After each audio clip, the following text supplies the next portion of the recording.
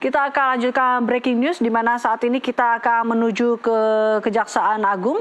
Saat ini pemirsa di mana diketahui terkait dengan tim penuntut umum dari Direktorat Penuntut pada Jaksa Agung Muda Bidang Tindak Pidana Khusus Jampitsus melakukan penyitaan pada tingkat penutupan terhadap uang senilai 11 triliun rupiah lebih terkait dengan perkara tindak pidana korupsi fasilitas ekspor crude palm oil atau CPO. Baik, Assalamualaikum warahmatullahi wabarakatuh. Waalaikumsalam warahmatullahi. Selamat siang, salam sejahtera untuk kita sekalian. Salam, Om Swastiastu, Namo Buddhaya, salam kebajikan, salam bahagia, salam sehat dan rahayu buat kita semua. Yang tentu sama-sama kita hormati hadir pada kesempatan yang baik ini Pak Direktur Penyidikan, Pak Direktur Penuntutan, Pak Direktur UHEKSI, Upaya Hukum dan Eksaminasi, Pak Kasubdit Penuntutan, Pak Kasubdit Penyidikan, Pak Kasubdit Humetmas, dan dari Kejari Jakarta Pusat, serta rekan-rekan media yang sangat-sangat kami hormati. Tentu yang pertama kita patut memanjatkan puji syukur kepada Sang Ilahi karena kita masih diberi nikmat sehat, sehingga kita dapat melaksanakan preskon ya pada kesempatan yang baik ini. Dan terima kasih untuk rekan-rekan media yang telah bersedia hadir sesuai dengan undangan kami dalam kegiatan kita pada siang hari ini.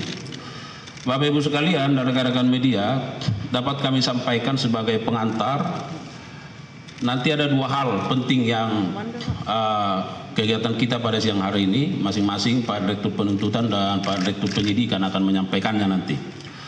Yang pertama, bahwa untuk kesekian kali kita melakukan rilis ya, press conference terkait dengan penyitaan uang ya dalam jumlah yang sangat besar, dan barangkali hari ini merupakan preskon terhadap penyitaan uang dalam sejarahnya ini yang paling besar ya.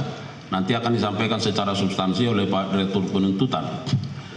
Rekan-rekan sekalian, bahwa rilis kita sampaikan terkait dengan penanganan perkara tindak pidana korupsi dalam pemberian fasilitas ekspor CPO dan turunannya pada industri kelapa sawit tahun 2022. Yang patut kita garis bawahi bahwa tentu ini merupakan upaya dari Kejaksaan Agung melalui jajaran Jampitsus, di mana uang yang ada di hadapan kita merupakan bentuk pengembalian kerugian keuangan negara yang dilakukan dalam tahap penuntutan. Ya. Oleh karenanya, karena perkara ini belum berkekuatan hukum tetap, maka kami melakukan penyitaan terhadap uang yang dikembalikan dimaksud. Dan pada kesempatan ini tentu kami memaknai bahwa ini bentuk kesadaran yang diberikan oleh korporasi dan bentuk kerjasama, karena ada kesadaran untuk pengembalian kerugian keuangan negara itu. Dan tentu kami juga mengapresiasi dan menghormati serta menghargai atas apa yang menjadi sikap dari korporasi dimaksud. Dan kita harapkan tentu dengan upaya-upaya pengembalian ini juga akan menjadi contoh bagi korporasi yang lain atau bagi pihak-pihak yang lain yang sedang berperkara, bahwa sebagaimana kami maksudkan, upaya-upaya penegakan hukum yang represif harus sebanding, linear, sejalan dengan upaya-upaya pengembalian kerugian keuangan negara dalam rangka pemulihan keuangan negara. Oleh karenanya apa yang kita lihat pada siang hari ini merupakan bagian yang sangat integral untuk itu. Dan yang terakhir, sebelum Pak Direktur Penuntutan dan Direktur Penyidikan menyampaikan sesi substansinya, saya juga mau menyampaikan karena perkara ini menyangkut masalah persawitan kita, tentu kita juga memaknai bahwa dengan penanganan perkara ini dan upaya pengembalian ini tentu akan berlinear juga dengan bagaimana industri sawit kita terus bisa berkembang dan baik, karena menyangkut masalah ketahanan pangan nasional, masalah kedaulatan hukum. Oleh karenanya kita akan terus mendorong bagaimana perbaikan tata kelola terhadap industri-industri persawitan yang sekarang sedang berjalan.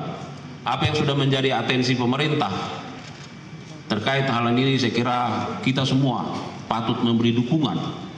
Siapa saja patut memberi dukungan dalam rangka bagaimana keberlangsungan terkait dengan rantai pangan yang terus harus diwujudkan untuk mewujudkan kesejahteraan rakyat.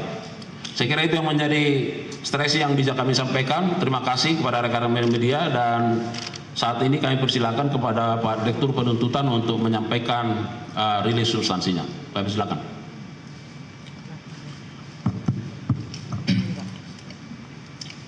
Terima kasih.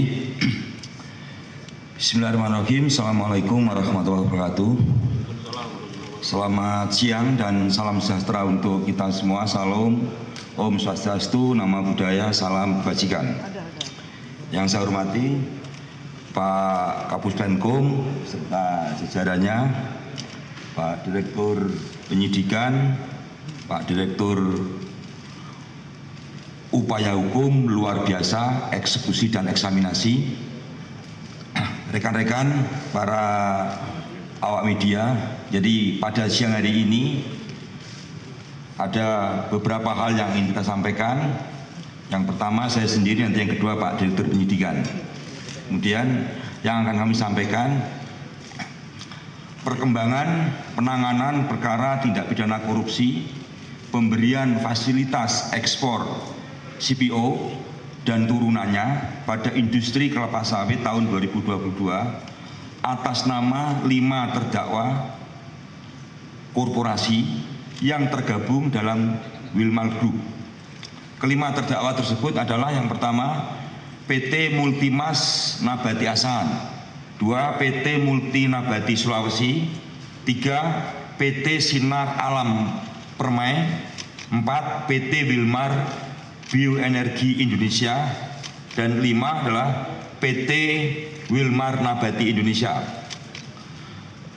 Para terdakwa korporasi tersebut masing-masing didakwa melanggar pasal 2 ayat 1 dan pasal 3 yunto pasal 18 Undang-Undang Nomor 31 Tahun 1999 tentang pemberantasan tindak pidana korupsi, sebagaimana telah diubah dengan Undang-Undang Nomor 20 Tahun 2021 tentang perubahan atas Undang-Undang Nomor 31 Tahun 1999 tentang pemberantasan tindak pidana korupsi, Junto pasal 55 ayat 1 ke 1 KUHP.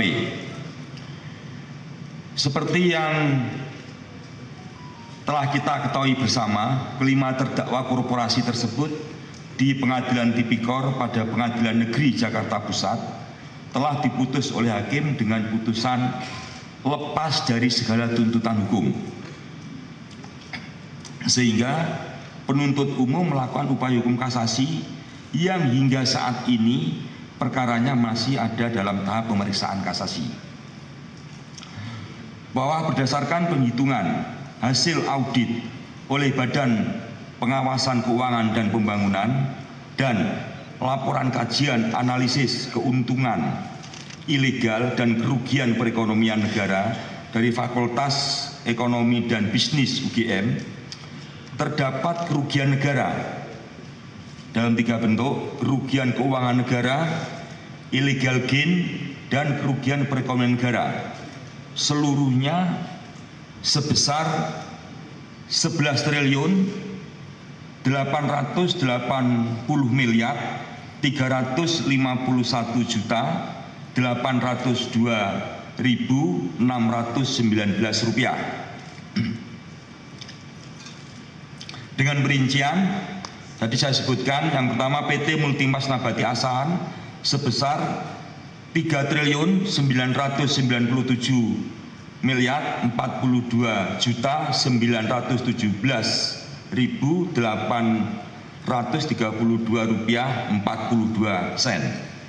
PT Multi Nabati Sulawesi sebesar 39 miliar 756 juta 429.964 rupiah 94 sen.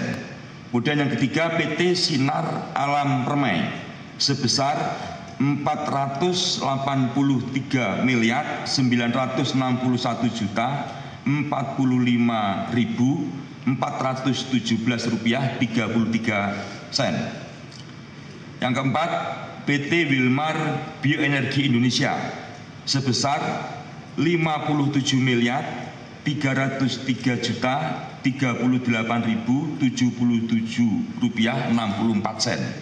Dan yang kelima, Wilmar Nabati Indonesia sebesar Rp7.328,326,78.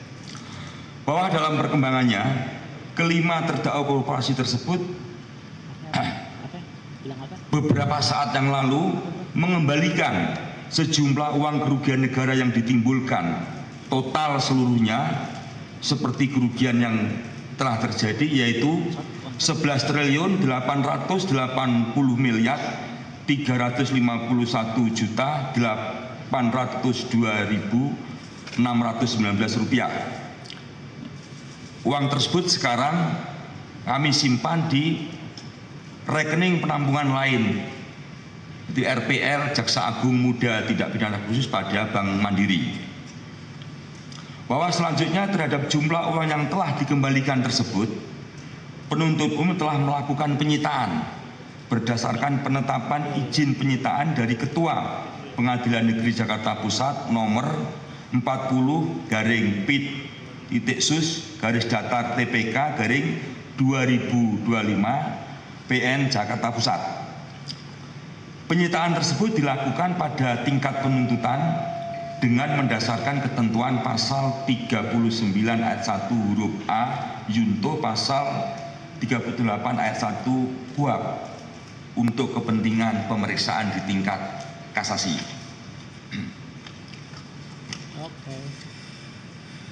Selanjutnya, setelah dilakukan penyitaan, kami mengajukan tambahan memori kasasi yang sebelumnya sudah kita ajukan, yaitu memasukkan uang yang telah kami sita tersebut menjadi bagian yang tidak terpisahkan dari memori kasasi, sehingga keberadaannya dapat dipertimbangkan oleh Hakim Agung yang memeriksa kasasi, khususnya terkait uang tersebut, supaya dikompensasikan untuk membayar seluruh kerugian negara yang ditimbulkan akibat perbuatan korupsi yang dilakukan oleh para terdakwa korporasi.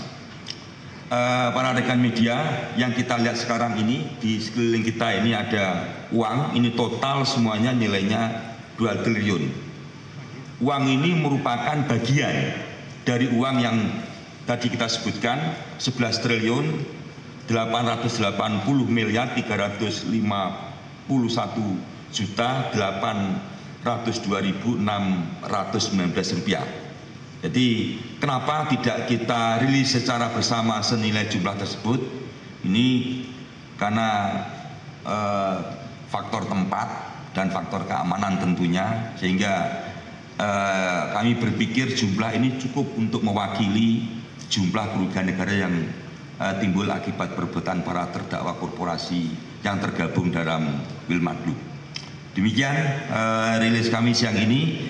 Waktu dan tempat saya kembalikan pada Pak Kapus Penkum. Ya baik, terima kasih untuk Pak Direktur Penuntutan. Jadi harapan kami rekan-rekan media mungkin bisa lebih lama mengamati dulu uang-uang yang sebanyak ini ya. Kemudian kami persilakan kepada Pak Direktur Penyidikan untuk menyampaikan substansi lainnya. Silakan. Assalamualaikum warahmatullahi wabarakatuh. Yang saya hormati Bapak Kapus Penkum beserta jajaran yang hadir siang ini. Kemudian Pak Direktur UHLB dan EE, Pak Direktur Penuntutan yang tadi sudah menyampaikan beberapa hal kepada teman-teman media. Dan yang terakhir yang sangat saya hormati teman-teman media yang siang ini hadir untuk meliput kegiatan yang secara rutin atau berkala dilakukan oleh Pak Kapus Penkum di Kejaksaan Agung Republik Indonesia. Pada siang ini saya ingin menyampaikan perkembangan penyidikan terkait dengan suap yaitu setelah perkara korupsi pemberian fasilitas ekspor CPO dan turunannya pada industri kelapa sawit tahun 2022 dinyatakan konselah. Di mana perkara ini adalah yang pertama terkait dengan suap dengan tersangka sebanyak 9 orang. Kemudian kami kembangkan ada pasal 21 yaitu menghalangi penyidikan dan penuntutan. Tersangkanya ada 4 orang, dan yang ketiga kami kembangkan lagi untuk tindak pidana pencucian uang dengan tersangka 3 orang. Terkait dengan pasal 21 dengan tersangka sejumlah 4 orang, yang salah satu diantaranya adalah atas nama Marcella Santoso, di mana yang bersangkutan memberikan penjelasan secara sukarela bahwa dirinya pernah terlibat dalam pembuatan beberapa konten negatif dengan pihak ketiga, yaitu dengan tersangka Tian Baktiar selaku Direktur JEK TV dan dengan M. Adian Muzaki yang menggerakkan 150 buzzer. Tujuan daripada menggerakkan buzzer dan Direktur JEK TV adalah untuk mempengaruhi, untuk menggoreng opini publik bahwa tujuan pokok mereka adalah untuk menggagalkan penuntutan dan penyidikan. Di samping memang ada beberapa alat bukti yang telah dihilangkan untuk menghalang-halangi penyidikan, termasuk melakukan penyerangan secara pribadi terhadap institusi kejaksaan, terhadap kinerja Kejaksaan Republik Indonesia, bahkan terhadap pimpinan kejaksaan, yang seolah-olah bahwa apa yang dilakukan oleh penyidik, yang dilakukan oleh pimpinan di kejaksaan adalah tidak benar, dan seolah-olah apa yang dilakukan itu adalah kriminalisasi terhadap yang bersangkutan. Untuk lebih jelasnya mungkin bisa diputar video Marcella Santoso biar teman-teman wartawan nanti menyaksikan apa yang sesungguhnya disampaikan oleh yang bersangkutan. Silakan. Selamat malam Bapak-bapak, saya Marcella Santoso. Terima kasih saya diberikan kesempatan untuk membuat video ini. Saya ingin menyampaikan dari hati saya yang paling dalam terkait dengan perkara pasal 21, kasus timah, kasus CPO, dan kasus gula, bahwa saya menyadari di dalam proses penanganan perkara ini terdapat postingan yang sebenarnya sama sekali tidak terkait dengan perkara yang ditangani, antara lain terkait dengan isu kehidupan pribadi Bapak Jaksa Agung, isu Pak Jampitsus, isu Bapak Dirdik, dan bahkan terdapat juga isu pemerintahan Bapak Presiden Prabowo seperti petisi RUU TNI dan juga Indonesia Gelap. Bahwa saya sangat menyesali dan sangat menyadari bahwa apapun dan bagaimanapun ceritanya, baik itu kelalaian saya tidak mengecek ulang isi konten, ataupun kelalaian dan luputnya saya mengecek dan meneliti kembali dan fokus terhadap apa yang disampaikan, saya menyadari bahwa konten-konten tersebut memberikan rasa sakit bagi pihak-pihak yang terkait dan terdampak. Untuk itu dari hati yang paling dalam saya sampaikan penyesalan, dan saya meminta maaf kepada bapak-bapak dan mungkin pihak lain yang terkait dan terdampak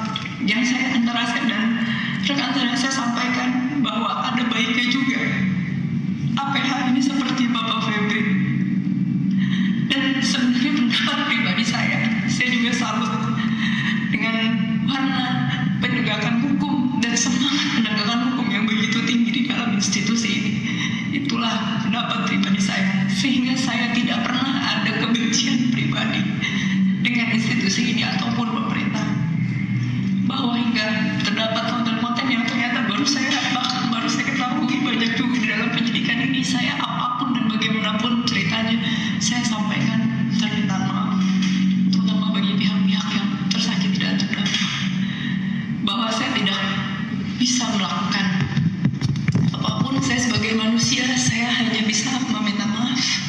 Dan saya mendoakan bahwa rasa sakit, rasa ketidaknyamanan yang dialami oleh pihak-pihak terkait dan terdampak akan dipulihkan oleh Tuhan dan akan dibalas dengan berkat dan berkah yang selalu berlimpah dan melindungi perjalanan karir Bapak-Bapak ke depan dan perjalanan pemerintahan Indonesia yang sangat saya cintai ini.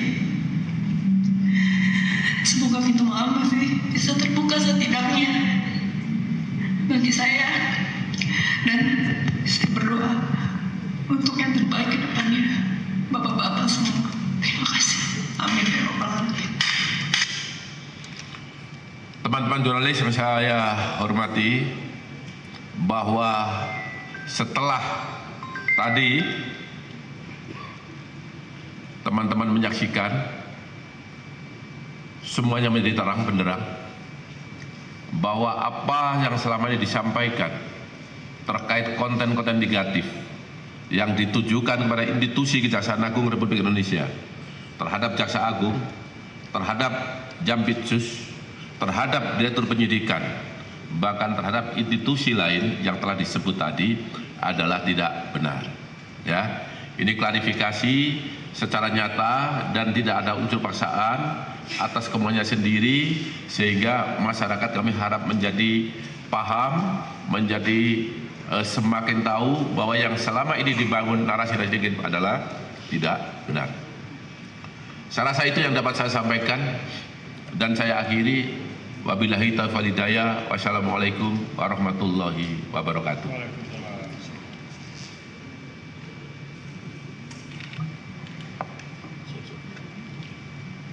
Baik, rekan-rekan media, yang pertama karena yang bersangkutan menyampaikan dengan terbata-bata, saya lihat tadi kita hening, ya agak tegang saya lihat. Itu menandakan ada rasa empati juga dari rekan-rekan media. Ya. Yang kedua, bahwa penayangan ini adalah atas permintaan yang bersangkutan, ya, atas permintaan dan seizinnya, sehingga harus kami sampaikan. Mumpung kita preskon terkait dengan pengembalian kerugian keuangan negara, penyitaan uang ini, maka kesempatan ini kami gunakan karena ada juga kaitannya, ya. Yang ketiga, bahwa kalaupun demikian kami tetap tegar selama ini, ya. Kami tetap tegar, tetap kuat, dan tetap semangat. Karena yang paling penting adalah bagaimana kami menunjukkan kinerja terbaik untuk melayani masyarakat. Itu poinnya, ya. Jadi sekali lagi terima kasih. Rekan-rekan media, kita buka sesi tanya jawab. Kalau ada silakan, tidak usah banyak-banyak karena sudah lengkap. Ada dari kompas.com. Kasih mic-nya. Silakan, Mbak. Yes, okay. Selamat siang Bapak-Bapak, saya Sela dari kompas.com. Pertanyaan saya ada dua, Pak. Satu terkait dengan yang CPO Wilmar itu.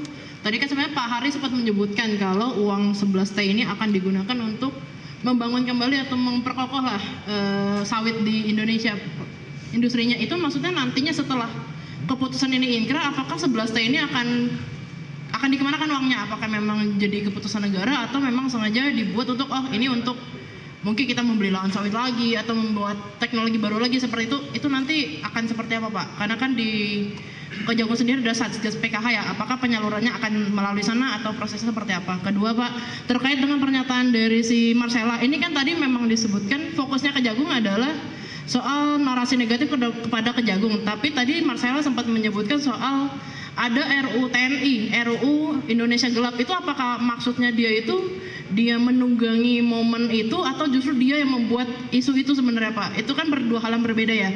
Karena kan RUU TNI dan RUU demo-demo lain itu kan berasal dari suara masyarakat lah. Apakah memang dia juga yang membuatnya? Itu aja. Terima kasih, Pak. Baik, silakan Pak Dirtut dulu, baru nanti Pak Dirdik. Terima kasih. Tadi kaitan dengan CPO ini, uang yang sudah disita ini mau dikemanakan? Apakah mau dipakai untuk kegiatan pembangunan tata kelola sawit yang sekarang dilakukan perbaikan, ataukah ini bagaimana? Jadi saya jelaskan, ya, terkait uang penyitaan ini hubungannya dengan perkara tidak pidana. Maka uang ini nantinya akan dikemanakan adalah sesuai dengan putusan perkara pidana itu sendiri. Jadi simpel seperti itu. Nah, jadi tidak ada kaitannya dengan kegiatan Satgas PKH. Jadi ini pure lari atau murni penanganan perkara tidak pidana korupsi yang nantinya kemana uang larinya akan disesuaikan dengan atau dilaksanakan sesuai dengan putusan Mahkamah Agung setelah nanti diputus. Itu, terima kasih. Ya, artinya bahwa saya sampaikan tadi perlu ada perbaikan tata kelola di industri persawitan kita karena pengembalian kerugian keuangan negara ini menjadi salah satu contoh ya bahwa ada sesuatu yang missing di situ karena ada masalah ya itu bahwa nanti terkait putusannya seperti apa tentu akan dilaksanakan oleh jaksa selaku eksekutor. Baik, silakan Pak Dir. Terima kasih, pertanyaan yang bagus ya. Bahwa apa yang dilakukan oleh Marcella Santoso, apa yang telah diakui oleh Marcella Santoso sebagaimana tayangan yang kami barusan tayangkan adalah atas permintaan yang bersangkutan. Ya, yang bersangkutan memberikan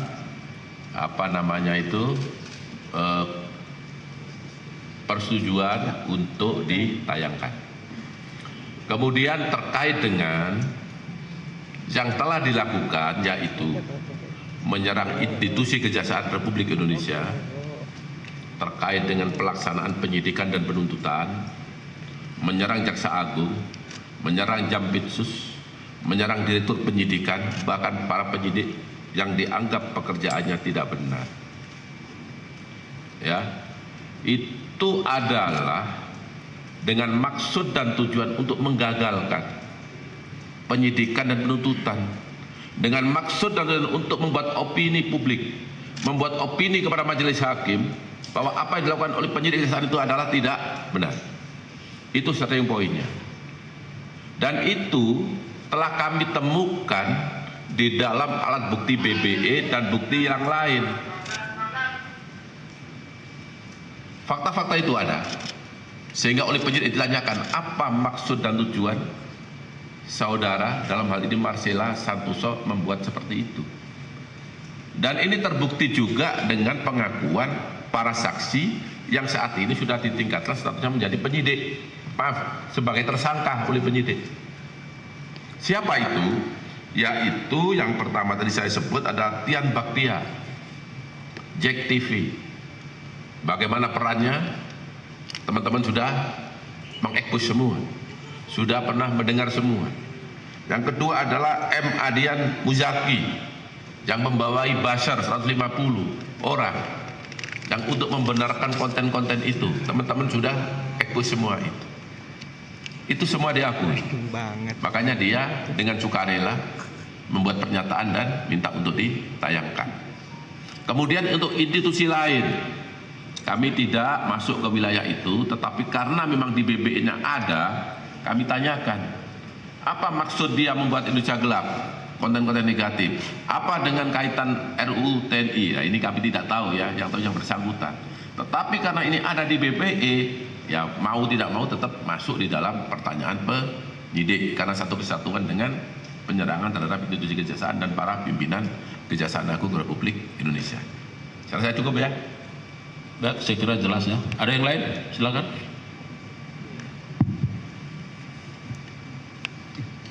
Selamat siang Pak. Saya Arya dari Harian Kompas. Mau tanya terkait dengan kasus yang ini untuk penyitaan uang ini. Kan terdakwa itu ada 3 korporasi Pak, ini kan baru Wilmar Group. Lantas bagaimana dengan grup yang lain yaitu Permata Hijau Group dan Musimas Group? Apakah mereka juga mengambil langkah serupa? Itu saja Pak, terima kasih. Baik, silakan Pak Dirtut. Oke, terima kasih Mas Arya. Jadi betul, saya perjelas juga. Perkara ini ada 3 grup yang total korporasinya sebenarnya adalah 17 korporasi. Untuk Wilmar ini ada 5 korporasi yang tadi sudah kita sampaikan. Terus kemudian untuk Permata Hijau itu ada 5 korporasi. kemudian untuk Musimas Group ini ada 7 korporasi. Nah, saat ini yang telah mengembalikan kerugian keuangan negara akibat perbuatan korupsi yang dilakukan oleh kelima grup Wilmar telah utuh dikembalikan. Nah, untuk Permata Hijau dan Musimas Group kita berharap ke depan mereka juga melakukan pengembalian seperti yang dilakukan oleh Wilmar. Nah, nanti akan kita rilis juga seperti ini kalau ada pengembalian yang dilakukan oleh kedua grup tersebut. Terima kasih. Ya, saya kira jelas ya. Yang lain, satu lagi, cukup? Silakan, Mas. Terima kasih Pak Kapus, izin menambahkan tadi. Tadi kan udah disebut kayak Permata Hijau Group dan Musimas Group itu belum sama sekali atau sudah sebagian. Ini kan dari 11 triliun ini kan saya lihat bagian dari tuntutan uang pengganti oleh jaksa penuntut umum ya. Dan di dalam tuntutan sendiri ada juga Permata Hijau Group itu sekitar 937 miliar dan juga Musimas itu ada 4,8 triliun. Ini mereka sudah mengembalikan sebagian atau tidak sama sekali atau bagaimana? Itu yang pertama. Dan yang kedua itu soal pengembangan kasus suap perkara CPO Korporasi gimana? Ini kan sejauh ini baru dari pihak legal Wilmar aja yang tersangka MCMS. Dan pengembangannya gimana? Ini kan ada 2 korporasi lain juga, Permata Hijau dan Musimas. Dan juga ada dugaan mengarah suap ini ada atas perintah dari jajaran direksi atau komisaris. Apakah Kejaksaan sudah mendalami hal itu? Soalnya beberapa pihak seperti NAKI atau beberapa pengamat aktivis korupsi lainnya melihat kok yang pemberi suap donaturnya hanya sekelas legal aja. Itu aja saya kembalikan. Terima kasih. Baik, yang pertama untuk Pak Dirtut, yang kedua nanti Pak Dirdik. Silakan. Terima kasih ya. Tadi pertanyaan yang mungkin lebih ditajamkan lagi dari Mas Arya, apakah kedua grup selain Wilmar Group sekarang ini sudah mengembalikan? Mereka sedang berproses. Ya, kita harapkan mereka akan mengembalikan secara utuh juga. Itu jawaban dari kami. Terima kasih. Silakan Pak Dirtut, Dirdik. Terima kasih. Terkait dengan pengembangan perkara suap, memang sampai saat ini penyidikan sedang berlangsung.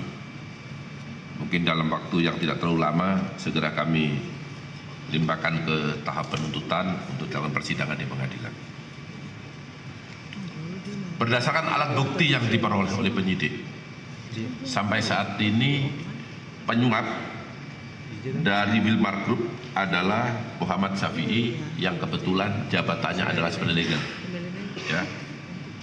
Pertanyaannya adalah apakah ada tersangka lain? Itulah yang saat ini sedang kami cari. Tetapi penyidik bekerja berdasarkan alat bukti. Ketika alat bukti cukup, siapapun yang terlibat pasti akan ditetapkan sebagai tersangka. Kalau memang belum ada, berarti kami belum mendapat kecukupan alat bukti untuk pihak lain. Karena tidak semudah apa yang digambarkan orang di luar sana bahwa semua itu korporatif. Tidak semua dibuka terang benderang.